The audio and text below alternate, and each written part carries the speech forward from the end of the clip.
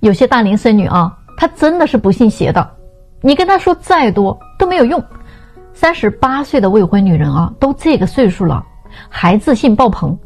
你说你如果已经做到了事业有成啊，还有点骄傲的资本，但是你可能也就有个几十万收入，学历高一点啊，就把自己排在了优质女人的行列里。什么是优质女人呢？搞清楚了没有啊？要说事业方面，你能跟董明珠那样的女人去比较吗？要说家庭方面，你会经营感情吗？你要是会经营的话，不早就结婚了吗？你这个岁数生孩子都有困难了，找对象的时候满嘴都是那些话，什么我不能将就着找个条件比我差的男人结婚来降低我的生活质量什么我虽然但是却看起来很年轻，什么如果这个男人没有什么亮点吸引我我嫁给他是为了什么？难道是为了给他这种低质量的基因传宗接代吗？有的时候我一听到他们说这种话，真的就有点哭笑不得了38了还想找个跟自己年龄相仿的优质男人。最气人的是他们就算见了 N 个优质男人，受尽了别人的拒绝，也跟战斗英雄一样绝不低头，绝不妥协，坚决不肯投降，一定要战斗到底的样子。可是当你告诉他这么坚持到最后可能真的结不了婚了嫁不出去的，他一定会回你一句非常经典的话：谁规定的人就一定要结婚呢？找不到就自己过也挺好的他会怼的你没话说。我真的想问一句，那你来征婚干什么就你这个要求根本就不可能找得到那就自己过呗就他说的那些话我们来分析一下什么条件差的男人会降低他的生活质量了？说实话，什么是生活质量只有物质才是衡量生活质量的唯一标准吗？两个人在一起生活，他没有陪伴吗？没有照顾吗？没有精神共鸣吗？没有相互扶持吗？这些东西不是一样也很重要吗？虽说有句话说贫贱夫妻百事哀，那你怎么不想想另外一句话呢？夫妻同心，其利断金所以你不能只看到了婚姻某一方面你还得看到它另外还有很多很多方面的。还有那句话就别老挂在嘴上了，我都替你们害臊什么看起来很年轻人家男人要的不是看起来很年轻，人家要的是真的很年轻。又说什么男人没有亮点吸引不了我，我真的都想笑出声来你身为优质男人，人家有多想吸引你人家只想吸引那些年轻漂亮的小姑娘，根本就没你什么事儿。别说我说话绝对事实就是这么绝对的。你曾经拿你的青春去赌明天，而明天现在就在眼前，青春却没了。想结婚的大龄未婚女人一定要早一点清醒不想结婚的可以继续做你的梦我就不打扰了。但是真的想要结婚的就想想清楚你们觉得我分析的对吗？给个红心再走咱们不要再被那3000万男光棍的数据给骗了知不知道现在中国的女光棍数量已经突破了1个亿？好多的女生还在做梦呢，还在挑挑拣拣呢，居高临下认为相亲就是给男生一个追求自己的机会。找个对象呢，既要男人帅又要男人有钱，既要男人有趣的灵魂还要男人有胸怀给他万般宠爱。谈恋爱呢，天天的就钻研怎么让男人对他挥金如土，怎么才能说3句话就能把男人迷成智障，如何才能让男人把她宠成小公主。40岁的男人呢就叫油腻大叔，可是40岁的女人呢却叫小仙女。小仙女们还天天的梦想着白马王子高富帅从天而降我都不想说了过去不管有多少人追过你，不管有多少人跟你谈过恋爱，事实证明你确实失败了败给了时间，败给了现实。这个就是被淘汰的结果。不管你觉得自己有多优秀有多么骄傲，大龄女生你的结局就是有家无室了，你必须降低标准，你们认可吗？为什么现在谈对象有这么难呢？主要还是男女之间防备心太重了。96年的女生跟93年的男生相亲之后彼此都很中意，开始交往之后呢，没多久就出问题了女生说男生见了几次面之后就动手动脚的想占她便宜，还问她可不可以做女朋友。笑话，你什么都还没有付出就想跟我确定关系吗？你怎么证明你的真心呢？怎么证明你的诚意呢？难道就是上下嘴唇一碰几句甜言蜜语就完事儿了吗？我可不能随随便便就答应你了。但是男生却认为他跟你确定关系之后，他才能选择付出更多嘛。关系不同哈，态度肯定是不同的。男生就怕自己付出打水漂啊，所以呢会着急跟你确定关系啊。女生呢就一直想要一个态度啊，怕男生得到之后就不珍惜，到最后呢很多的男生都会觉得女生又物质又现实，只认钱。女生呢就觉得现在的男生呢就会画大饼，没有什么任何的实际行动，稍微付出一点点就想来睡觉。你们觉得他们到底怎么办啊？咱们到评论区聊一聊。为什么现在只要女生一开口要东西，恋爱就容易弹簧呢？95年的姑娘跟我吐槽说哈，她去年相亲相了几十个男生，其中呢也接触了7、8个哈，每一次啊她都会试探性的让男生给自己买礼物啊或者转账啊。她一直都认为呢，在物质方面的付出是谈恋爱的时候对男生真诚度的一个试金石。有句话不是说嘛，男人的钱花在哪儿啊，他的心就在哪儿。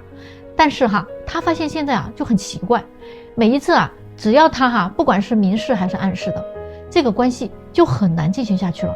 比如说有的男生直接就不跟他聊了，还有拉黑他的。还有的男生呢买完东西就想确定关系，就想亲亲抱抱。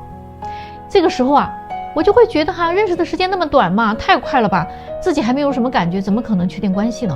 所以我一般都会拒绝。但是只要我不同意好像男生们就不再追了，这个到底是怎么回事啊？现在谈个正常的恋爱怎么这么难呢？你说现在的男生到底咋想的呀？来，咱们到评论区讨论讨论这个问题吧。我呢奉劝现在的女生谈恋爱一定不要手心朝上了，好不好？你知不知道这是一个什么样的姿态呢？为什么你的恋爱周期总是很短？为什么优质的男人他不跟你结婚？当你伸手拿开口要的那一刻，你知道男人是怎么想的吗？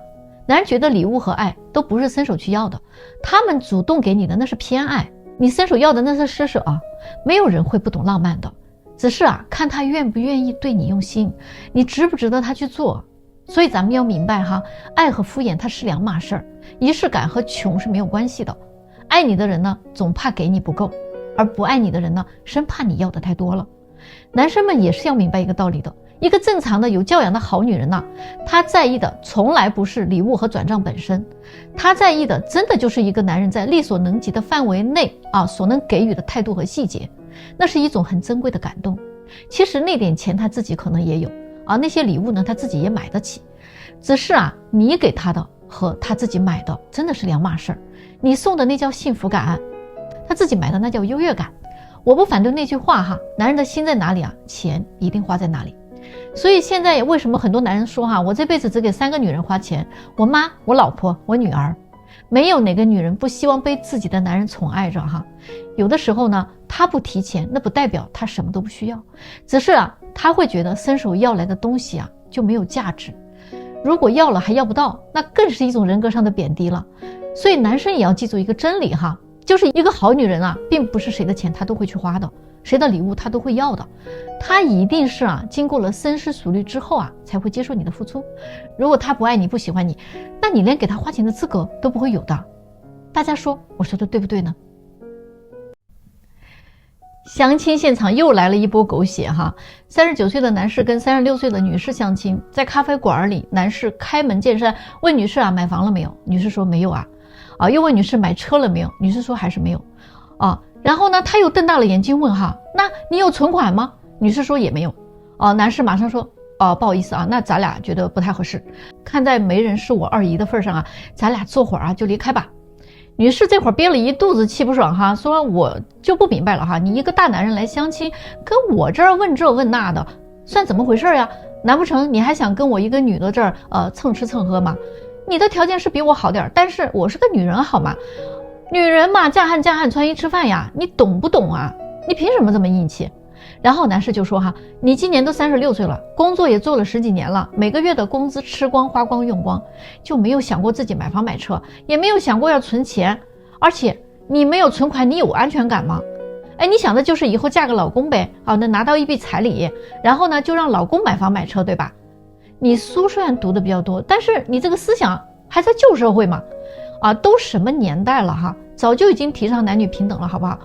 你就看看我读书的时候你也在读书，对不对？我工作的时候你也在工作，我赚钱的时候呢你也在赚钱，甚至你可能赚的比我还多呢。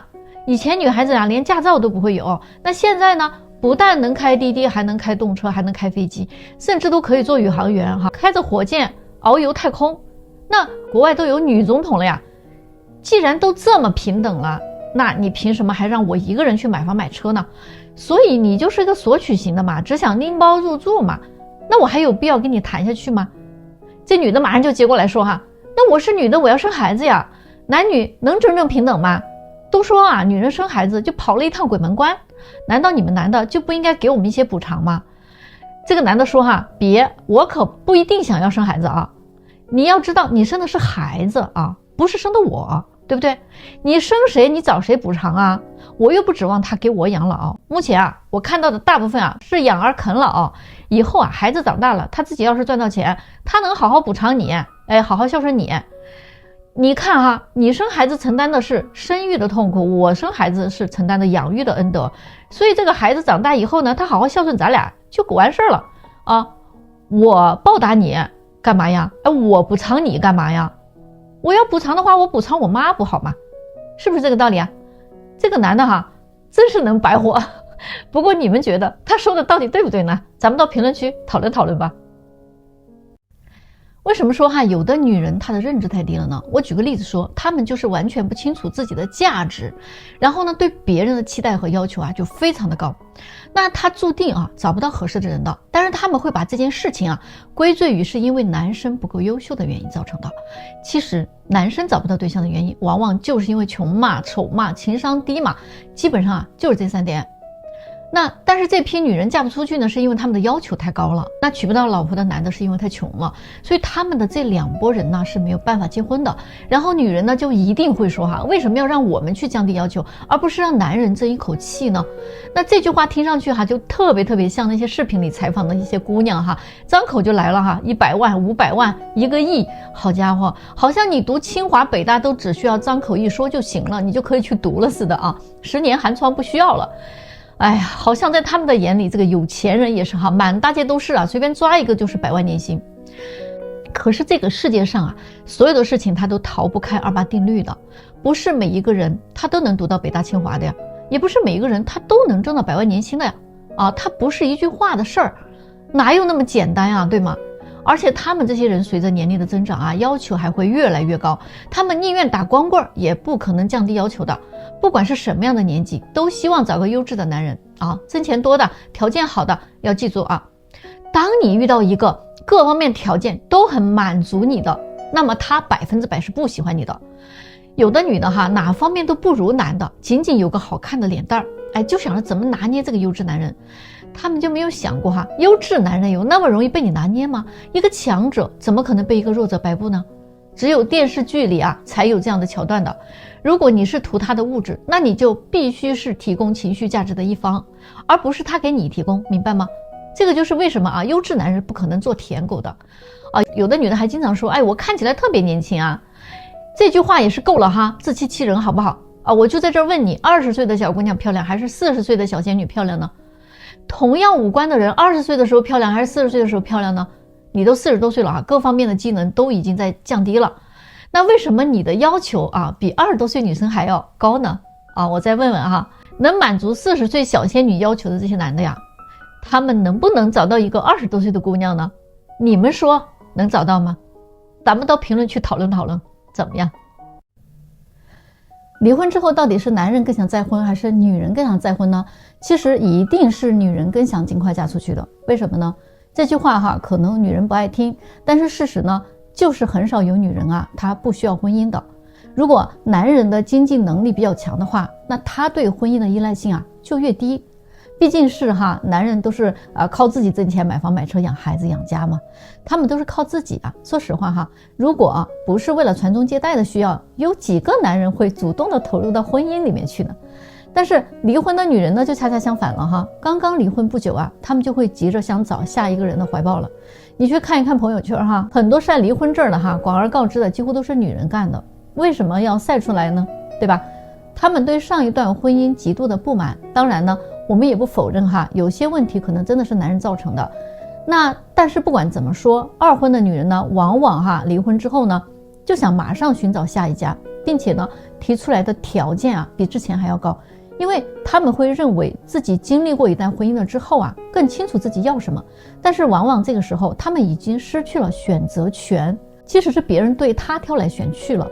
二婚是非常被动的，当他们终于发现自己行情很不好的时候，又会自我安慰说要个男人来干什么呢？钱我自己可以挣，娃我自己可以养，房子我自己也有，车我自己也能开其实真的这种有底气的女人呢说这个话呢也就罢了她们确实是新时代的独立女性人家不依赖男人也能生存得很好。但是呢另外有一部分女人呢什么也没有，什么也不会，她们也跟着起哄说找个男人真的没有用我就想问一问从大面上来讲，保家卫国啦，抢险救灾啦，这些事情不总是男人们冲在前线的吗？难道是女人吗？在各行各业的社会精英当中，大多数不也都是男人吗？往小了说，家里边的苦活、累活、重活、脏活，大多数不也都是男人在扛吗？家里不管发生了什么样的事情，女人的第一反应都是先给老公打个电话，对吗？有一部分的女人不管她是头婚还是二婚她都要把婚姻当做一个跳板的，她们总是想通过婚姻去改变自己的命运。现在已经很少见到那种能麻利操持家务、教育孩子有耐心相夫教子的女人了。相反的，有不少的女性表示什么家务都不会干，嫁个人结过婚就变着法儿要去索取，嘴上喊的是男女平等，实际上呢又极其的双标，这边要依赖男人的经济那边呢又喊着要独立，既要求享受的同时呢又要求被尊重。二婚遇到的女人呢就更现实了真情人家都留给前夫了精力呢也都留给了自己的孩子。再婚的男人呢还能遇到真爱吗？也难怪男人们不想再婚了嘛，他们说要保命要紧因为在现实生活当中那种只会索取不懂感恩和付出的女人实在是太多了。你们觉得我说的对不对呢？是不是这样的？中国竟然现在已经有超过1亿的女光棍了不是说男性比女性多了3000多万吗？那这么多的女光棍都是哪来的呢？我告诉你毒鸡汤喝出来的。第一碗鸡汤就是男人负责赚钱养家，女人负责貌美如花。第二碗鸡汤不肯为你花钱的男人一定不爱你。第三碗，不爱你的人才会让你懂事儿，爱你的人是会任你做任你闹，只要你开心就好了。第四碗男人的钱花在哪里，他的心就在哪里第五碗，不懂得哄女人的男人就是直男癌第六碗呢，没有丑女人，只有男女人。第七碗，包包是女人的第二张脸。第八碗，只有娶不到老婆的男人，没有嫁不出去的女人。第九碗，女人你值得拥有更好的另一半。这些毒鸡汤女人们喝了以后真的是就飘飘欲仙了，都产生了幻觉，个个都觉得自己是仙女，是女神，是灰姑娘，都在等着自己的白马王子来给自己穿水晶鞋。其实这些毒鸡汤呢都是商家们给他们做的用这种手段去捧女人。结果呢现在的女人呢都给捧成这样了一个月薪3000的看不上月薪过万的男人，自己身高1.5米，要求对方1.8米。资本的目的就是让他们敢花钱呀，自己的钱不够花了就花男人的钱呗让女人堕入消费主义的陷阱买衣服了，买包包了，买化妆品了，还有吃饭、旅游、看电影。你看网购的90%都是女人。为了找个女朋友呢，有很多男人已经工资根本不够花各种刷信用卡，甚至是网贷被榨干了以后呢，结局只有一个分手。为了达到目的资本可谓是无所不用其极除了清明节、父亲节，其他所有的节日都能找到花钱的噱头让男人给女人花钱。没有节日他们就制造节日什么520什么秋天的第一杯奶茶呀，现在就连3·8妇女节都成了女神节了，这一改还得了既然是女神嘛，那总得拿出诚意表示一下，对不对？转账都不能少于520太寒酸了你少打了一个0好不好很多男生真的是不负重负的，力不从心要么就分手，要么就被迫放弃嘛。而女生呢还继续沉浸在梦幻的世界里面，等待他们的霸道总裁高富帅出现现在到底谁能解救他们呢？咱们到评论区聊一聊。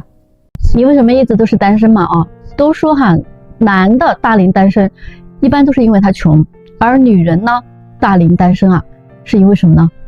是因为你们一直都认为自己是对的。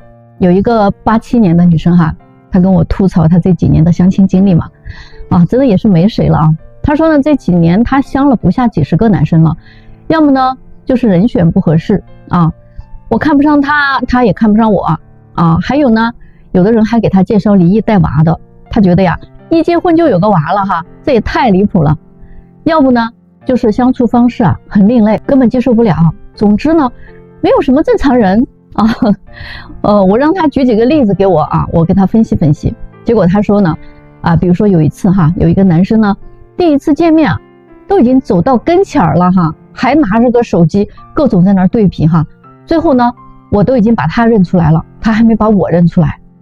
然后人家还来了一句，哎，你这个照片是 P 过的吧？都没敢跟你打招呼啊，我怕叫错人了哈。我这一听啊，这话真的是多让人下头啊。还有一次啊，有一个男生出来见面连杯奶茶都舍不得买呀，还别说请我吃饭了，就让我直接去公园里找他。见到人了之后他呢就带着我在公园里快走了好多圈。他说呢，这是顺便锻炼个身体。哎呀，我当时就在想你这是到公园锻炼身体，顺便相个亲吧？哼！当时我还穿了一个几厘米的小高跟鞋我就连走带跑的跟他走了好几圈气喘吁吁的呀，顺带着聊了一下彼此的情况。你说这情景是不是跟周星驰的电影情节都差不多了呀？当时没把我给累死了，回家发现脚都肿了。后来呢，还有一位接触了一段时间之后嘛，我就觉得不太合适也不太喜欢我就说我们不接触了吧。结果呢，没有过2天这个男的就把这2个月所有的花销都记在账上了让我跟他 AA 分账。还有他送我的礼物一并要还给他。我当时真的有点气都不打一处来了，这还算不算个男人呢有没有点气度难怪他脱不了单呢，找不到女朋友呢，这不是活该单身吗？那我就问他了那你知道为什么自己也单到了现在吗？你找过自己的问题吗？我就跟他说其实这几个男生的表现也并不奇葩。你不觉得你自己也有些问题吗？首先你说你把你那个照片都 P 成那样了，人家认不出来了，这不是很正常的事吗？这个其实是你自己的问题，不是吗？因为他是个直男嘛，所以自然就脱口而出了嘛。其实这样的男生他也没有什么心眼人应该是不错的。就这一句话你都不会选他了，对吧？第二个男生呢，之所以他很随意的跟你去见面是有他的问题，但是你也应该事先问好，到底是到哪儿约会具体咱们是什么形式等等嘛。你都30多岁的人了如果你知道是去公园，你为啥要穿个高跟鞋呢？这个你也不能全怪对方的，对吗？这个基本常识嘛，好不好？第三个男生呢，我觉得虽然他有点过激了，但是也不是不能理解的。我们要想一想一个30多岁的男人应该没少相亲的，他们男人这个恋爱成本确实挺高的。现在最后他越往后相亲他越不想花了，不成的话大笔的钱他肯定是要想要回来的呀，他的钱也不是大风刮来的，对吧？所以呢也是能理解的。但是你的问题就是你都理解不了他们这些人为什么会这么做。咱们真的还是要多从自己身上找找问题的，大家说对吗？最近有个小姐妹跟我说她相亲相了3年了都没有结果，她不想结婚了。她说现在的男人好像都不想结婚，也都很不靠谱，自己一个人过也挺好的。确实都说当下的男人不想结婚，有钱的呢怕遇到图钱的，万一遇到个宅心心命都没了。没钱的呢谈不起恋爱也结不起婚，干脆躺平算了，自己挣钱自己花，他不香吗？而女人们呢，男人没钱他们是瞧不起的，那有钱的男人呢，他们又 hold 不住人家。于是在女人的群体当中就流行起来这么一些话：钱我可以自己挣，娃我可以自己生，姑奶奶找个男人添堵吗？算了吧姐妹们，我们生活在现在的社会，自己已经可以自给自足了，不需要依靠男人来完成任何事情。我们有工作有事业有父母和亲人，还可以生个自己的娃，人生也很完美我们完全是独立的，可以不受任何人的摆布和利用，我们自己完全可以创造自己的生活，并且能过得很好。找个男人是为了什么呢？为了婚姻吗？为了爱情吗？为了经济吗？这些都不是必需品了，对吧？我们可以自己养活自己，自己可以创造家庭，并且呢可以拥有自己的经济来源。而且呢每个女性都可以拥有一个美好的未来的，不需要依赖任何人，只需要你自己努力。未来就像一张白纸一样，你可以随意在上面涂鸦填充改变，创造属于你自己的色彩和图案。只要你愿意付出努力和心血，就能让未来变得更美好。所以各位姐妹们，请放下那些束缚你们快乐和成长的枷锁啊，跨越那道门槛，去探索那个未知的新世界，相信自己，这样才能走在幸福和成功的路上。你们听到了这些话啊，作何感想呢？他们说的到底对不对呢？我一直都认为男女啊是这个世界上两种元素。上帝创造人的时候呢，女人就是男人的一只手臂，这两者合到一起才是一个完整的人。婚姻是什么？总有一天你会明白，如果你选择一个伴侣，那么这个人生就有人可以跟你一起风雨同舟，一起克服困难，一起享受生活的富足，相互关心，相互体谅，相互鼓励。多一个人爱你，你就会多一份力量。只要你们少一些相互嫌弃啊，相互背叛呀，相互算计，相互抱怨啊，相互责怪啊，那两个人的幸福总是会比一个人的幸福更有意义一些的。大家觉得是不是这样呢？北京的剩女数量已经居全国之首，就是因为这些大龄剩女在现实当中，她把男生的顶配条件当成了最低的标准。你就看看我这儿来的相亲的女孩，这么多女生啊，她们的要求随便你看一眼，上边都写着，我要求男生有金房，有金户，身高最好1.75米以上。你一问啊，人家就说这个应该已经是最低的要求了吧，在北京没有房子不稳定，没有户口，将来孩子上学怎么办啊？但是他就没有想过，人家有这些东西的人就没有一点要求吗？人家凭什么看上你啊？再说了，你就不能自己买房，自己争取金户吗？那你说你自己什么都可以没有，那凭什么要求对方就得什么都有呢？你劝他降低一点条件吧，他马上就给你白扯啊！又是那句话，我们女的不得给男生生孩子吗？妈呀，你听一听，好像这孩子都是给男人生的，跟自己没有关系似的。我真的很佩服这些大龄女了，脑回路都长得不太正常。就是因为他们有这样的思想啊，才有这么多的剩女在北京。我跟你说啊，人家有房有户口的男生还真不缺愿意给他们生孩子的女生。北京落户有多难，你知道的吧？如果一个男生综合还不错，光有一个北京户口，就有多少女生来抢这个男生了？现实就是那种有金房有金户还有金牌的，那已经是属于北京市场的顶配了。说实话啊，那只有他挑别人的份儿啊，人家有金房有金户的女生也愿意找这样的男生，没有金房没有金户的，但是年轻漂亮的女孩也愿意给这样的男生生孩子呀。你说说，你自己没金户没有金房，年龄还大，长得也一般般的，你有啥优势啊？人凭啥找你呢？你现在明白了吗？你说这又要求金房又要求金户，还要求年薪多少啊，什么未婚啊，学历要好了，家境背景还得过得去了，身高得1.75米以上了，你就这么找？你能找着才怪了。我就在这儿问问这些有金房有金户身高达标的男人，你们愿意找一个30多岁的，还是愿意找一个年轻漂亮的呀？你们看啊，现在的单身男女啊，真的是遍地都是，但是怎么还有那么多的单着呢？他们是真的找不到吗？真的不是。主要的问题是什么呢？现在的男女啊，那想法就很对立。你比如说啊，男生啊，他不愿意追求女生了，因为追求就代表着请客吃饭送礼红包转账讨好。假定追求一个女生需要3个月的时间和3万块钱，那如果大概率追不到的话，1年追5个女生，那就是15万，没准最后啊还什么戏都没有。所以男生为了降低他的损失，他只会越花越少，甚至他不花。这就是为啥男生说能行咱就处，不行咱就拉倒，我这辈子只给3个女人花钱，我妈我老婆和我女儿。这话真的没毛病。如今追女生啊，都变成了一场风险极大的投资，很有可能亏得一塌糊涂。总有一些倒霉的男人啊，他们约了很多女人，最后都没成，约会见面吃饭送礼，这些钱全部都打水漂了。那你说这种亏本的买卖还有谁愿意干呢？但是女生想的是啊，你追求我的时候你都那么小气，那以后结婚了是不是会更抠门啊？这种小气的男人我才不嫁呢。舍不得花钱的男人说明他不爱你。还有吧，2个人谈恋爱的时候，女生呢总是想咱多聊聊天找找感觉再出来见面吧，天都没有聊好，那见什么面呀？那男人想的是见面都不见，聊什么天呀？有那么多好聊的吗？聊啥呀？还有啊，关于那件事情啊，女生想的是你啥都没有付出，就想那事儿，白嫖啊，没门儿。就算你付出了一点儿，那我也还得考验考验你的诚意到位不到位。那男生想的是，饭我也请你吃了，礼物我也给你买了，转账你也收了，怎么就不行呢？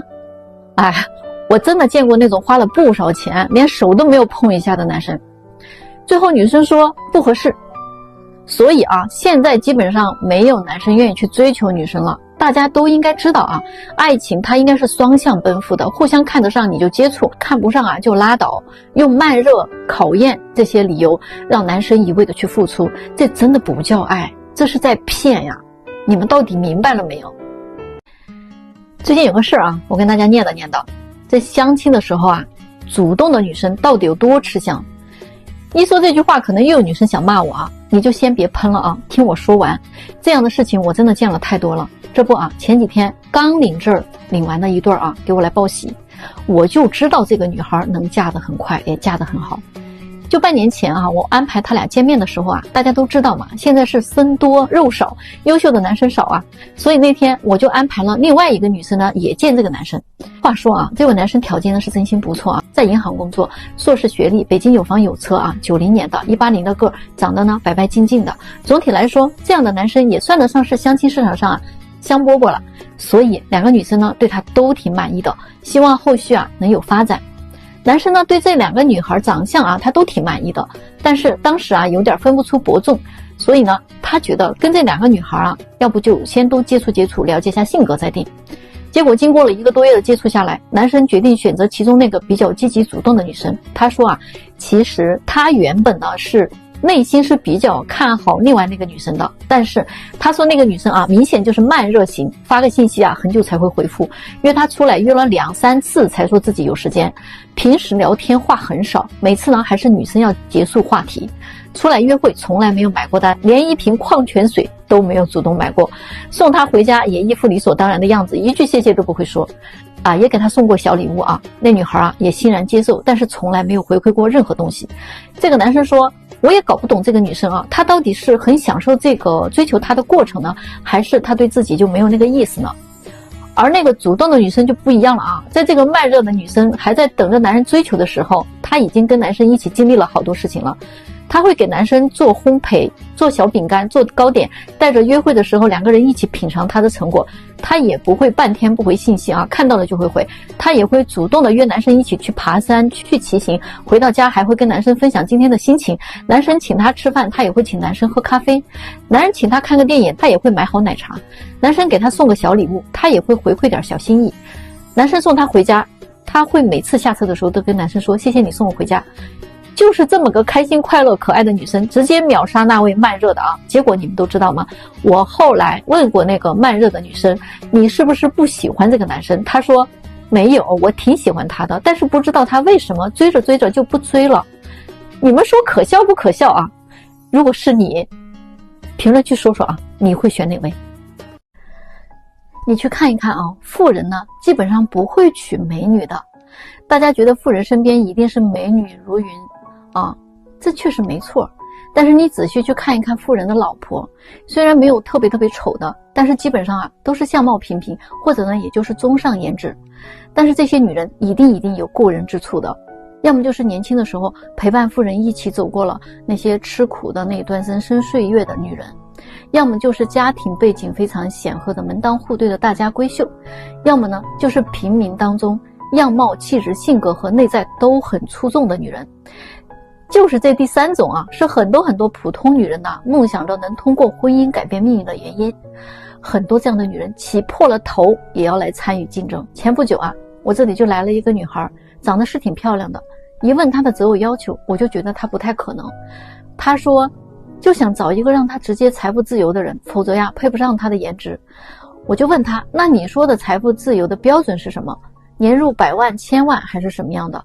她淡定地说啊，年入100万可能连大城市里边中产都达不到吧，至少存款都得过亿才可以。这种人呢，至少都是得开劳斯莱斯别墅1、2千平的那种，年龄多大我倒是不介意的。